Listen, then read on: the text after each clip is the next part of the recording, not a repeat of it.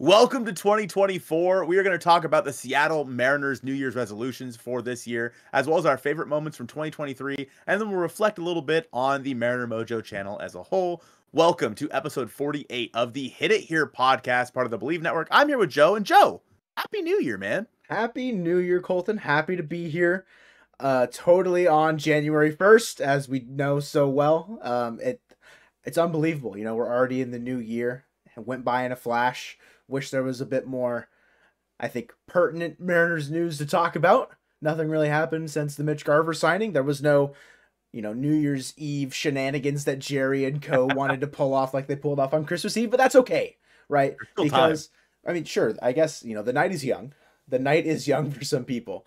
But with how the roster is constructed right now, I think it's safe to say that there's a fair bit of, I think, resolution building and stuff that we could throw out onto some players. We did this video last year as well, but we're going to go through each position just really quickly and kind of give people what we think they should work on for 2024. And if you guys have any other resolutions you want to throw out there for some players in 2024, leave them in the comments down below. And before we get to the resolutions, a quick word from Bet Online. The end of the year is near, bars, and that means the college football playoffs are set to begin very, very soon.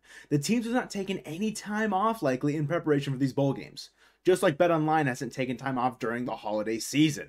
Bet Online has been delivering great holiday offerings throughout the month of December, and that will continue into the new year as well. As you all know, the University of Washington Huskies are playing in the Sugar Bowl against the Texas Longhorns. And if you wanted to place a bet on that game, the place to do it is Bet Online. Whether it's a straight bet or you're setting up some crazy parlay with the college football playoffs, make sure to do it with Bet Online.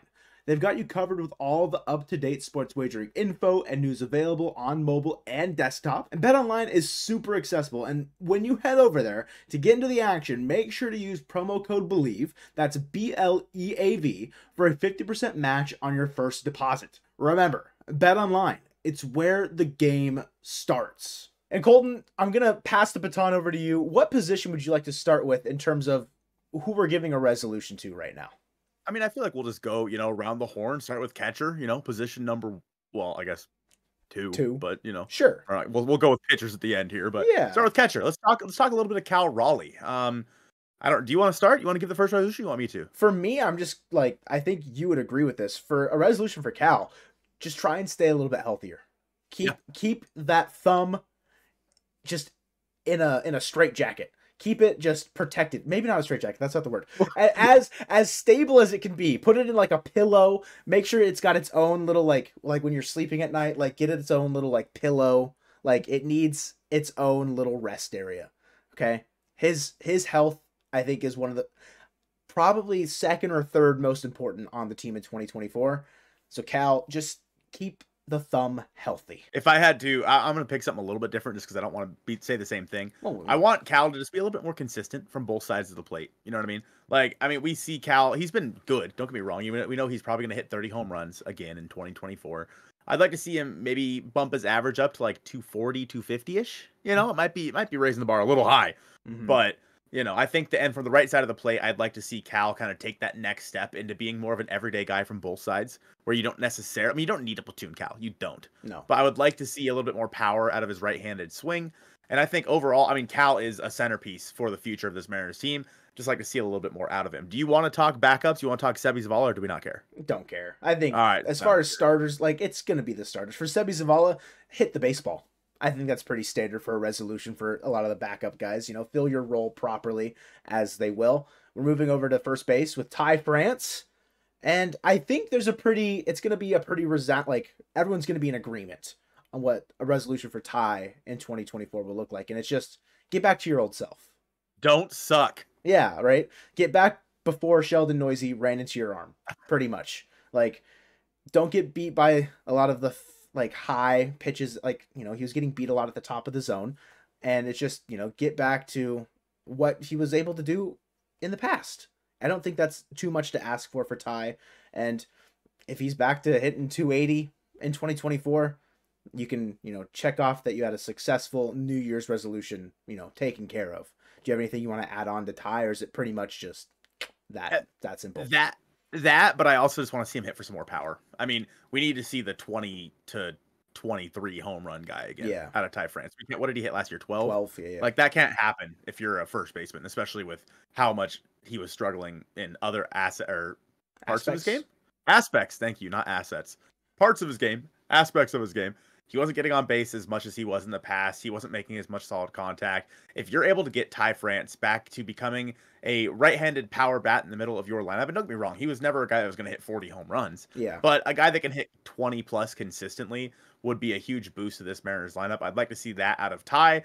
But I think that a guy we really should talk about is Josh Rojas here, because as we get to second base and third base for the Mariners, it's going to get pretty interesting. What are your thoughts on Josh Rojas? I think just continue what he did at the end of 2023. Like, once he got settled in after the first couple of games there, I really liked what Rojas brought to the plate, you know? I mean, he, prior to being injured a little bit in Arizona, he was a 2 to 3 win guy over there with the Diamondbacks, and I think that's really all you can ask for Josh Rojas. So it's going to be similar to Ty France, just kind of get back to what you once were, is a steady force in a lineup. You're not going to be asked to do too much with guys like Julio, Cal, if Ty's back, and, you know, other players like Garver as well. We'll get to that later. But yeah, I think Rojas, he just needs to be a stabilizing force for the bottom of the order to continue that line moving once you get down to like the 7, 8, 9 spot in the lineup. And I think if I can get one thing out of Rojas, it's consistency against both right and left-handed pitchers, because I don't want to see so much of a platoon with Rojas as it sounds like we're going to. I mean, if we have to see, you know, Rojas and Caballero or what have you, so be it. But I would much rather be able to just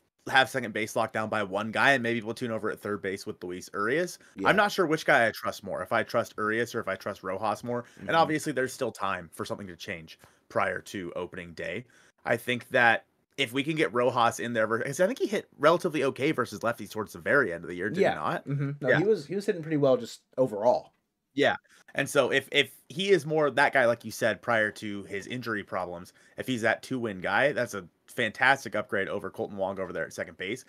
And, you know, you still have Rojas for a few more years. And if he's able to bridge that gap until Ryan Bliss is ready, and who knows what Bliss will be when and if he comes up. But if he's able to bridge that gap for Ryan Bliss, I think that is the perfect asset that we could get out of somebody like Josh Rojas. But a big one, Joe, is John Power Crawford. Oh, we're just going around the diamond, not the position. Okay, we're going to the 6 hole. No, it's fine. No. It makes sense. You know, we're completing the circle. We're not doing the weird thing that for some reason MLB position alignment does, where third base is the 5th spot. Doesn't matter. Yeah. JP Crawford, I think honestly for me is just to stay. I want to see his fielding improve, because he's been good. Don't get me wrong. He's been serviceable. But I think if his bat, I don't see the regression hitting his bat super hard. I want to make sure that he is still a very stable force over there defensively at short as well. And I think that's just something I want to see him work on. I don't know if it's like a stamina issue or if it's just like a consistent approach to ground balls or what have you. And don't worry, I'm not trying to slander JP in any way with his defense, because he's great. It's just, I think we've seen him win a Gold Glove in 2020. I want to see that level of expertise with the glove again in 2024. For JP, at least for me, I need him to prove it. I need him to prove that last year was not a fluke. And I'm not saying it was. I don't think it was. I think that what we saw from JP in 2023 is more what we're going to see from him in the future. I don't know if he's going to hit, 20 home runs, but I think that JP Crawford, an on-base threat at all times, a guy that hits the top of your order, he works counts, he takes his walks. I think that's what we're going to see out of JP Crawford. But as long as we can still see the consistent hard contact out of JP, then I think the Mariners are in a really, really good spot. And I don't see any reason why it won't happen. I mean, he looks like a guy who completely changed his approach at the plate for the better. And I don't know why that would change in 2024. And if JP can just prove to me this coming year that last year was not a flash in the pan, that he can repeat that, then I think we're talking about a guy who can be an all-star, like a perennial all-star at the shortstop position for years to come, even with guys like Bobby Witt in the league. Now, for Luis Urias over at third base, this is one that I don't really know what to think, because he was not so great with the Red Sox, but he was also good. Was it 2021? He was good with the Brewers. Yep. He was pretty good with the Brewers in 2021, where he hit 20-plus home runs.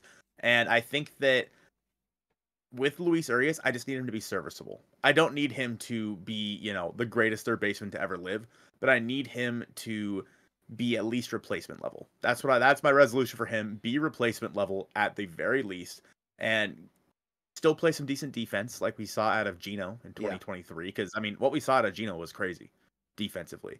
But if Luis Urias can get back to hitting, I don't know, like what numbers do you want to see out of him? Honestly, like would you be cool with like 250, like 320? Yeah, so that's a hard thing to like ask of a guy that just hasn't been healthy for like a calendar year pretty much, and whether or not he is, out, and I'm gonna say like off the team or what have you by May or June, and then some other guy like Bleav comes up and Rojas moves over to third. There's a lot of moving parts with the potential at second and third if things don't work out.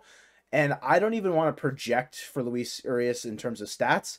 I just want him to be healthy. Because I think that's the biggest thing for him coming into this year is make sure your legs are healthy. Make sure you are, I think, just grounded within yourself as a ball player. And if you can carry that confidence, like, okay, I can trust my legs, because that's been his problem, is he just keeps injuring his legs. If you can trust those and just gain that confidence back, the team around you will allow you to kind of have some growing pains and then figure out your role and figure out like where you're at within the team. So for me, honestly, just stay healthy, because the moment he's injured, then it's like panic button. Like we've got Dylan Moore over there, or we're calling up Ryan Bleav like immediately, right? Like the depth is not super great. And so, it's a guy that we're pretty dependent on at a position, I think, to be healthy. So I don't have an answer for you for stats. It's just like, okay, like it could be, like you're saying, like you want him to be replacement level, league average bat. I'm fine. Like a 100 to like 105 OPS plus WRC plus, whatever. That's fine with me. Like he's not going to be a big, like I don't expect him to be a big part in the lineup in terms of like the middle of the order. So he's going to be another guy like Rojas, maybe like a little bit higher, probably like in the 6 hole I could see. And then Rojas in 7, 8, or 9, something like that. Just keep the line moving. Don't fall into the strikeout bugaboo that has plagued the Mariners for, last couple of years. And again, just like a league average bat will be fine. Who are you putting in left field? Are you putting Canzone? I think you have to go in left field? I think you have to go Canzone, because you probably want your better fielder out and right anyways. But yeah, for Dom, I don't know, man. You want to kick off Dom, or you want me to roll with it? I want Dom Canzone to hit 30 home runs this year. Jesus Christ. That's my resolution for Dom Canzone. Dom bombs, baby. Runs. Yeah. No, my real resolution is for him to just look capable up there versus left-handed pitching. Yeah. Because some of the swings that we got out of Dom Canzone last year were ugly. And I think that this guy, this is a guy that I'm very high on. Yeah. Personally. I don't think that he should have the starting job in left field. I think that it should still probably start out as more of a platoon. Yeah. But I think that this is a guy who his opposite field power is crazy, in my opinion. And I made a video about the real reason the Mariners traded for him, and that was one of the things I talked about. Was a guy that can smash the ball the other way. And you saw, the home run off of the Hit It Here Cafe, Hit It Here podcast. Oh my gosh, we're breaking the fourth wall. But I think that he's a guy who, right now, I'm probably penciling in at like 5th or 6th in the lineup at this very moment. Yeah, I mean, that's true. That's a good point. He'd probably be above Luis Urias, huh? Yeah. Yeah, with how the lineup would be constructed. Yeah, I think for me, my resolution, it's not going to be as grand as 30 home runs. I don't think that's probably your, it's not your real goal. My real one was look capable versus lefties. Yeah. So it's going to be in that same way, similar to Jared in 2023, is win the job. My resolution is for him to beat out the platoon allegations, become the starting left fielder for the Seattle Mariners. Because the moment that happens, that frees up so much, I think, space within your roster and like how you can navigate it. If Dom comes out and he blossoms into an everyday player, a tough lefty, give him a seat, have him ride the pine, give him a day off, rest his legs. If he can turn into an everyday guy, that's going to be huge for the Mariners in 2024. And it will start to show true the real value of what trading a reliever at their peak can get you if he does happen to turn out in the right way. Dom Canzone, I feel like winning the Paul Sewald trade relies on him more than anyone. Yeah. I think that between Bleav, Rojas, and Canzone, I think Canzone has the highest ceiling, in my opinion. Bleav is right there as well. But I think the guy who has the highest ceiling, but maybe he doesn't have the highest floor. I think probably Rojas has the highest floor. Yeah, because we've seen him do it in the MLB before. Yeah. So yeah, I agree with that. I think that, this could be a year that we look at the Paul Sewell trade and say, oh, okay, like I see what the Mariners saw here. Or it could be a year where we see Dustin Ackley 2.0 in left field. Yeah. Because his swing, now that I think about it, does kind of give me some Dustin Ackley PTSD. All right, let's move on to the big one. All right. You know what? No. Let's go to Cade Marlowe. Let's save Julio for the end. Let's save Julio for the next one. Yeah. Cade Marlowe, who right now I feel like has to be penciled in as your starting right fielder.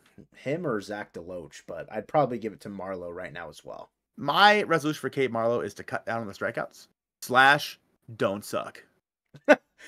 Don't suck, part 2. Don't suck, part 2. Yeah. I don't know. I mean, Cade Marlowe is a guy that he has all the, defensive wizardry in the world, but he's a guy that he is tough to watch at the plate when he's slumping. I mean, he's was running like a 30% strikeout rate, and like, I don't know. Cade Marlowe should not be your starting right fielder. I think everyone's in agreement on that. Yeah. But as of right now, he is. That's what we're going to talk about.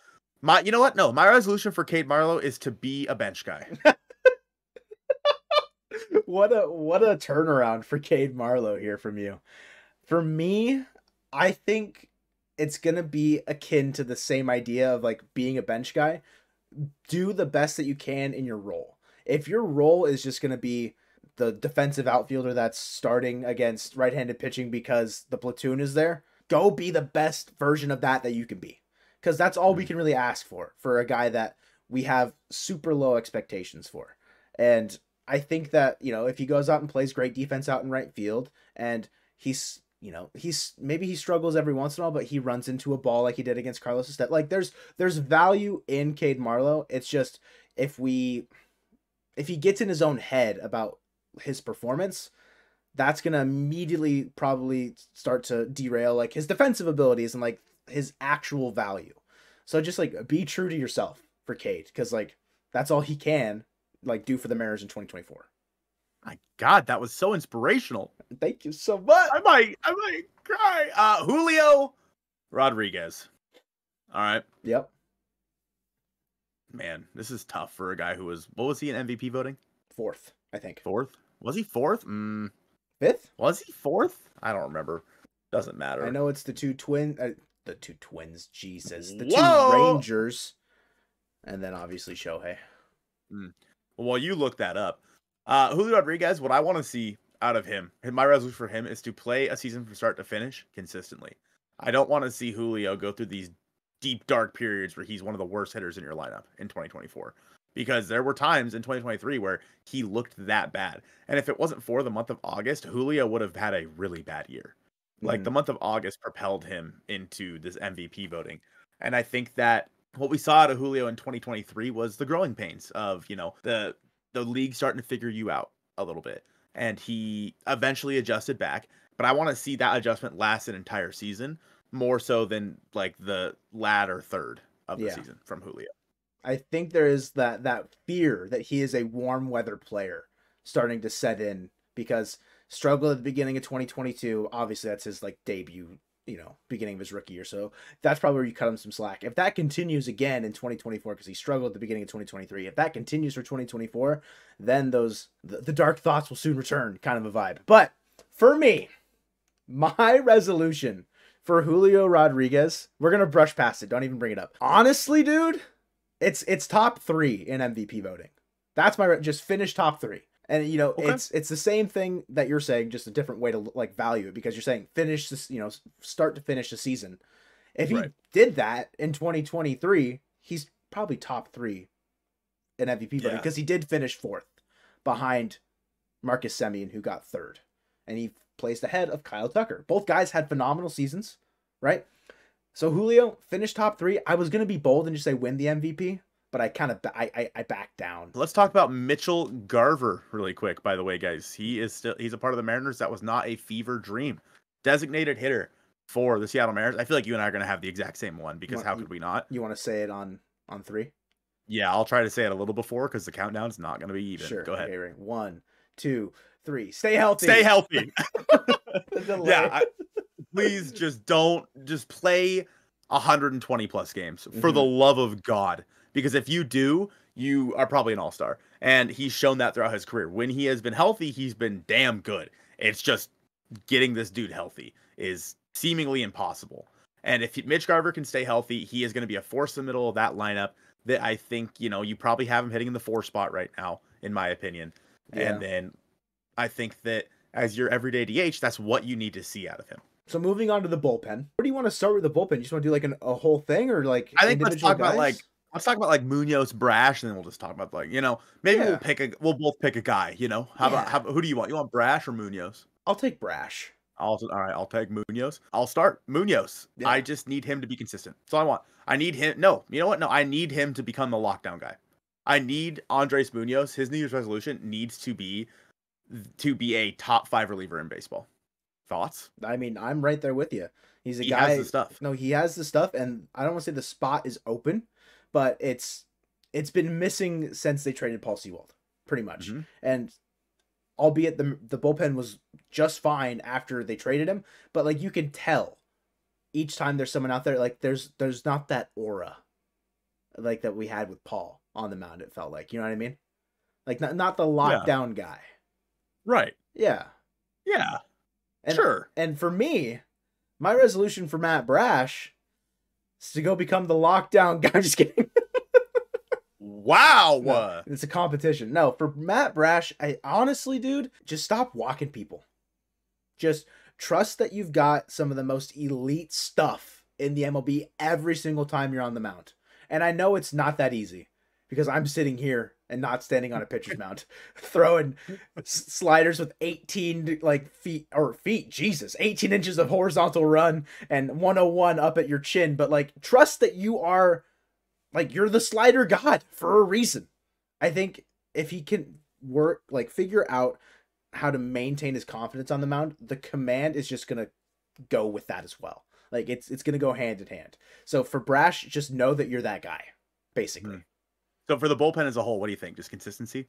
It's got to be, right? Because, I mean, as far as the Mariners bullpen in 2023, it was good for the most part. There's a lot of kind of like revolving doors for guys and guys that stepped up big. Like for me, Prelander Baroa, I think you want to see it take a big step forward because we haven't really seen him. And I think him maybe filling out like the Isaiah Campbell role of like a 5th, 6th inning guy, trying to get his, feet settled in. But aside from that, like you just want Topa and Spire to not be one-hit wonders, Saucedo to not be one-hit wonders, and you'll be good to go so long as you've got like Brash and Munoz being who they should be. That takes us to the rotation. Let's start with Bryan Woo. I think that for Woo, I just want to see him go out there and finish a full season. I want to see him with the big league club the whole year. I want to see him go from start to finish because he's had a lot of injury problems in his past when he was in the minors, and I just want to see him go out there, finish a full season, throw 140, 150 innings from Bryan Woo. I think would be a big boost to this Mariners rotation. As long as Bryan Woo can stay healthy, I think the Mariners rotation is going to be in a really good spot. Then on to Bryce Miller. It's got to be working on his secondary pitching. Like he's currently working on the splitter in the offseason, which is great. I think if you develop that off speed, and then he's shown glimpses of a breaking ball, right? A little bit to pair with the fastball that's already so well developed and so elite in like specific moments. That's just going to elevate his game to like the nth degree. Like he will take a huge step forward if that secondary stuff comes into play. We saw how it affected Logan Gilbert in 2023 when he developed his secondary stuff. And that'll lead us into Logan Gilbert. But first, I do want to say for Bryce Miller, my resolution for him is to be pitching for the Tampa Bay Rays. Anyway, so for Logan Gilbert, I want to see him blossom into what would be an ace on a lot of other team staffs. Like he was he had a pretty rough start to 2023. He was not great, if I remember correctly. And I think that if Logan Gilbert from start to finish, from wire to wire, can be the guy that he was there in that final stretch for the Seattle Mariners, he is a Cy Young contender. Obviously, we know that Kirby and Castillo are guys that could be Cy Young contenders. I think that Gilbert can be right there. I think that his stuff is some of the best in the league, and he's good, but he's not great, in my opinion. And I want to see him. My New Year's resolution for him is to become great. I think that he has the stuff to do it. And I think that pitching, I think that if he takes that next step, what we saw, like the Mariners have like, what was it, like the 5th rated best rotation or something stupid. If he takes that step along with everything else, Mariners are number 1 by far. I think they're number 1 by far anyway. Mm-hmm. But I think that if that happens, the rest of the league will take notice. I mean, it really is a three-headed monster at the top of the rotation. Like you're not getting a day off if you catch the Mariners with those three guys in a 3-game set. Like truly. And I'm gonna go to Luis Castillo. I'm gonna switch up, yeah, because that for me tells us what both of our resolutions are for George Kirby. The fact that I'm going to Luis Castillo right now is just to be the Rock, be what he has been for the Mariners since we acquired him. You know, he was at the top of that pitching staff when we acquired him in 2022. 2023, I think he did that the entire season. Fell up short a little bit, but you're going to have some hiccups. So don't let how the season ended affect you going into 2024, because Luis Castillo is still going to be a Cy Young contender in 2024, no matter what, in my opinion. Like, he still has that stuff.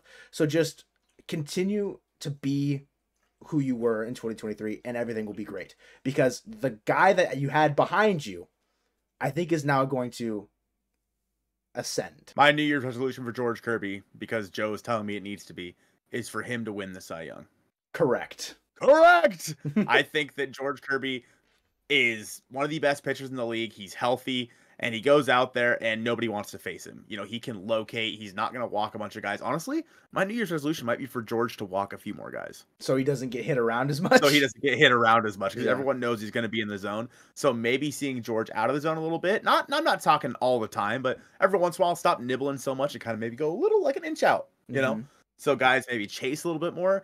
Might be what I need to see from George Kirby. But I mean, overall, it's just win Cy Young. That's my New Year's resolution for him. And it may seem like a tall task, but I think if anyone can do it, it is George. I wholeheartedly agree. Good.